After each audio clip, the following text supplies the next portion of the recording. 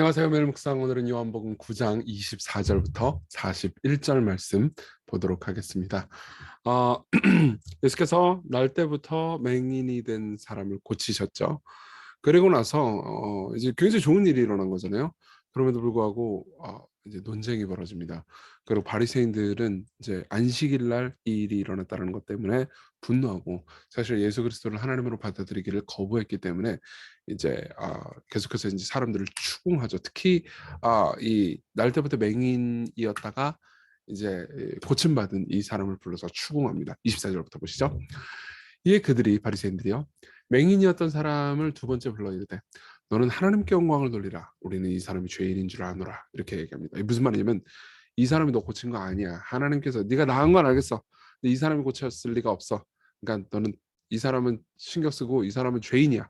이 예수라는 사람은, 작자는 죄인이니까 이 사람은 신경 쓰지 말고 하나님께만 영광을 돌려라. 이렇게 얘기를 한 거죠. 그러니까 이제 맹인 입장에서는, 아니 뭔 소린지는 알겠는데, 하나님께서 나를 고치셨다는 건 알겠는데 그거 죄인인지는 저는 모르겠지만 지금 저는 맹인으로 있다고 보고 있습니다. 그러니까 그 예수라는 분 때문에 제가 지금 나았다라는 것 자체를 부인할 수는 없어요. 이렇게 얘기하는 거죠. 그러니까 사실을 계속 얘기합니다. 그러니까 그들이, 아니 내가, 우리가 죄인이라고 하면 죄인인 거지, 이런 생각이 드는 거예요. 이제 지금부터 권위로 찍어 누르려고 합니다.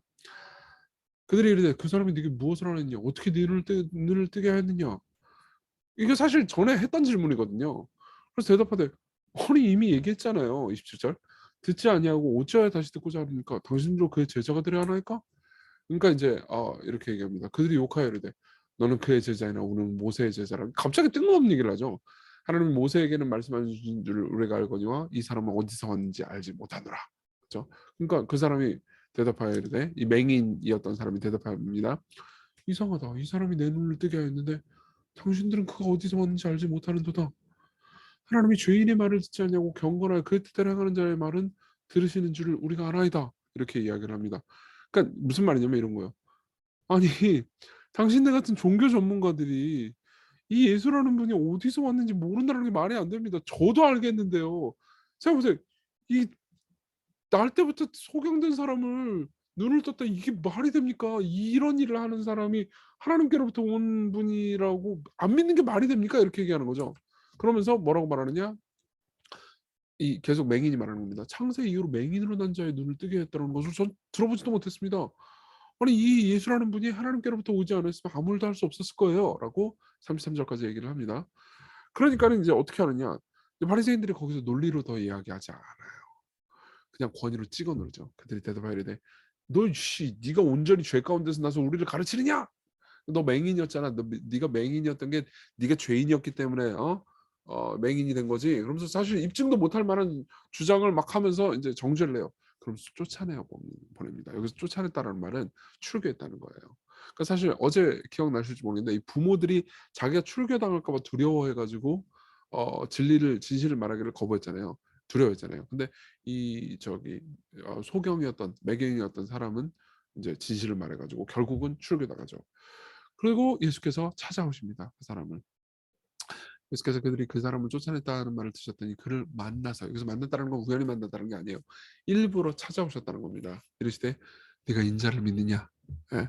여기서 인자라는 말은 이제 구약시대 다니엘서 7장에 예언된 인자, 그러니까 메시아로서의 그 인자를 믿느냐? 이렇게 물어보는 거예요. 그러니까는 이 소경이 말합니다. 대답하여 이르되 주여 그가 누구십니까? 저는 믿고 싶습니다. 예수께서 이르시되 네가 그를 보았거니와 지금 너와 말하는 자가 그다. 내가 그다. 이렇게 얘기를 하는 거죠. 그러니까는 뭐라고 말합니까? 주여 내가 믿나이다 하고 절하는지라. 여기서 절하다라고 번역된 단어는 다른 곳에서 대부분 예배하다라고 번역됩니다. 무슨 말입니까? 이 소경은 이제 예수님을 하나님으로 믿고 예배하기 시작했다는 거죠. 그러면서 예수께서 한마디 덧붙이십니다. 내가 심판으로 이 세상에 왔으니 보지 못하는 자들은 보게 하고 보는 자들은 맹인이 되게 하라 함이라 하시니. 그러니까 예수님하고 이 맹인이었던 사람과의 대화는 아마 넓은 그 광장, 그러니까 다른 사람들이, 특히 바리새인들이 보는 앞에서 이루어진 것 같아요. 그러니까 바리새인들이 말합니다. 바리새인 중에 예수와 함께 있던 자들이 이 말씀을 듣고 이르되 우리도 맹인이냐? 그러니까 자기는 맹인 아니라 이거죠. 예수께서 뭐라고 말씀하시냐면 니들이 맹인이 되었더라면 죄가 없으려니와 본다고 하니 너희 죄가 그대로 있느니라. 그러니까 알쏭달쏭한 말씀처럼 보이지만 예수께서는 이렇게 말씀하시는 거예요. 모든 사람이 죄인이고 모든 사람들이 어둠 가운데 맹인인데 내가 맹인입니다 라고 인정하는 사람들은 눈을 뜰 수 있지만, 여기서 눈을 뜬 맹인 같이요. 그러니까 이 맹인의 육적인 눈은 이제 앞부분, 이제 9장 초반부에서 떴지만, 영적인 눈은 예수가 진짜 하나님이라는 것을 알아보는 진짜 영적인 눈은 후반부에 뜬 거죠. 근데 이 육체로는 눈을 떠 있는 이 바리새인들이잖아요. 이들은 자신들이 영적으로 하나님을 알아보지 못하는 맹인임은 부인했고, 그렇죠? 그렇기 때문에 결국 눈을 뜨지 못했다는 거죠. 이게 이제 전체적인 이야기입니다. 굉장히 슬픈 이야기인 동시에 충격적인 이야기이기도 하죠. 적용을 좀 해볼까요?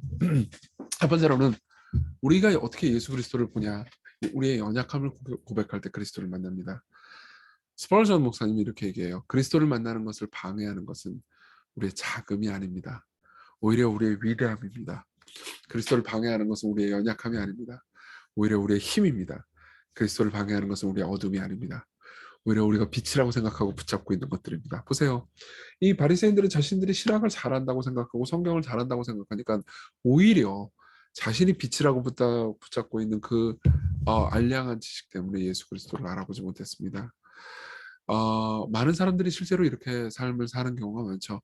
나는 교회도 다니고 교회에서 어느 정도 이 정도면 남들하고 비교해 볼 때 내가 이 정도면 당연히 신자로서 구원받을 만한 사람 아닌가 이렇게 생각하기 쉬워요. 그렇지만 결정적일 때, 자신의 안락의 우상 앞에 자기 항복해야 될 때, 그때는 예수 그리스도를 믿기를 거부할 때가 많습니다. 이건 뭘 의미해요?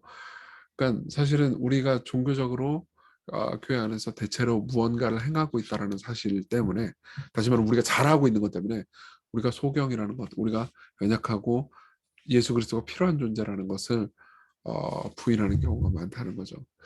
루이스가 한 말 중에서 이런 유명한 말이 있어요. 마귀는 우리의 교만이라는 암덩어리를 자라게 할 수 있다면 동상이 치료되는 것쯤은 얼마든지 봐줄 수 있다고요. 무슨 말입니까? 우리 마음 가운데 교만이 계속 자라기만 한다면 우리가 교회를 꾸준히 나가는 것 정도는 얼마든지 봐줄 수 있다는 거죠. 예, 무서운 얘기지 않습니까? 우리는 우리가 죄인임을 끊임없이 고백하고 그리스도가 필요하다라는 것을 겸손하게 인정하기 전까지는 그 어떤 것도 우리를 안전하게 해줄 수 없습니다. 두 번째로 넘어가죠. 하나님을 예배하는 것이, 예수님을 예배하는 것이 하나님을 섬기는 일이다. 이겁니다. 예수님을 예배하는 것. 바리새인들이 처음에 이제 오직 하나님께 영광을 돌려라 이렇게 얘기하잖아요. 무슨 말이냐면 이 예수라는 죄인이 고친 거 아니다. 하나님이 고쳐준 거다. 이렇게 얘기했지만 성부 하나님은 예수님을 통해서 영광을 받으세요. 예. 예수 그리스도를 부인하는 사람이 하나님을 영화롭게 하지 못합니다. 이 예수님이 얼마나 위대한 분입니까? 소경을 찾아가서 만나신 예수님은 사실 우리 모두를 찾아오셨죠. 소경을 예수께서 찾아오셨잖아요. 그렇죠? 근데 여러분들이 예수 그리스도를 믿고 있다면 소경이 예수 그리스도를 만난 것과 똑같이, 이 맹인이 예수님을 만난 것과 똑같이 우리가 먼저 예수님을 찾은 게 아니고 그분이 우리를 먼저 찾으셨습니다. 생각해보세요. 성육신 자체가 인간이 하나님께 요청을 한 게 아니잖아요. 우리 죄를 용서해 주기 위해서 예수님을 보내주세요 한 게 아니잖아요. 예수께서 찾아오셨죠. 그건 엄청나게 낮아지신 거였습니다. 생각해보세요. 이 바리새인들과 신학 논쟁을 벌이고 있어요. 얼마나 그분이 낮아지셨는지. 하나님이신 분이 이 땅에 두 발을 디디고 인간과 논쟁을 하고 있어요. 얼마나 낮아지셨습니까? 여러분, 진짜 하나님이 낮아지신 것을 진정으로 본 사람은요, 하나님 앞에서 자기를 낮추는 것을 두려워할 리가 없죠. 여러분, 이런 경우 본 적 있습니까? 저도 옛날에 그런 경우 있는데요. 그러니까 굉장히 큰 선배 목회자, 이제 유명하고 많은 열매를 맺은 선배 목회자를 제가 만난 적이 있어요. 물론 저는 이제 당연히 그분이 그러니까 저보다 선배시고, 그러니까 존경할 만한 분이니까는 이제 겸손하게 대하려고 했는데 그분이 너무 겸손하게 대해주시는 거예요. 저한테 막 물도 떠다 주시고 막 목사님 하면서 너무 겸손하게 대해주니까 제가 오히려 몸을 더 낮추게 되더라고요. 그렇죠? 여러분 보세요. 우리가 하나님 앞에서 교만한 이유는 우리가 그리스도의 겸손을 잘 보지 못했기 때문일지도 모릅니다. 예. 우리가 그리스도의 겸손을 보면서도 그러니까 너무 당연한 걸로 치부하기 때문일지도 모릅니다. 예. 근데 그분이 낮아지셨고 사람이 되셨다는 것, 그분이 우리를 섬기셨다는 것을 생각해 보십시오. 우리가 하나님 앞에서 우리 죄를 고백하지 않고 하나님께 불순종하면서 떳떳하게 구는 것이 얼마나 어리석은 일인지 생각할 수 있을 겁니다. 우리 같이 기도합시다. 같이 기도할 때 주님, 제 강함이 저를 방해합니다. 나 정도면 괜찮은 신앙이겠지. 저 교회에서 저기 주일 성수 때 제대로 안 하는 사람보다 낫잖아 하는 생각 때문에 주님, 저는 당신께 나아가지도 않습니다. 저를 낮춰 주세요. 그리고 겸손하신 예수님을 보면서 진짜 제 마음이 교만이라는 암덩어리가 부서지고 당신 앞에 겸손함으로 당신을 알아가게 해주세요. 우리 함께 기도합시다.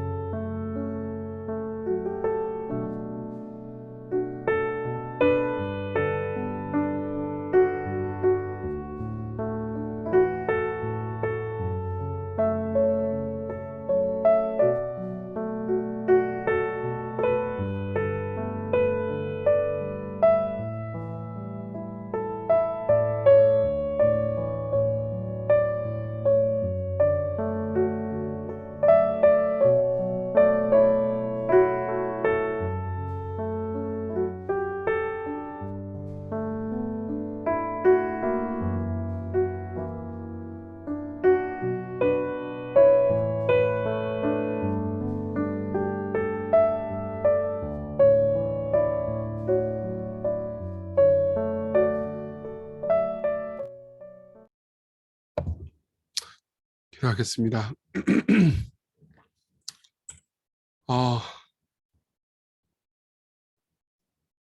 인간을 지은 하나님이 인간 속에 손에 죽으셨네.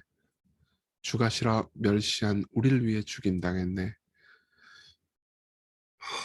이토록 자신을 낮추신 예수님 안에서 교만하다는 것이 말이 안 된다는 생각이 듭니다. 우리를 겸손하게 해주십시오. 예수님 이름으로 기도했습니다. 아멘. 은혜 안에서 기쁜 하루 되셨으면 좋겠습니다.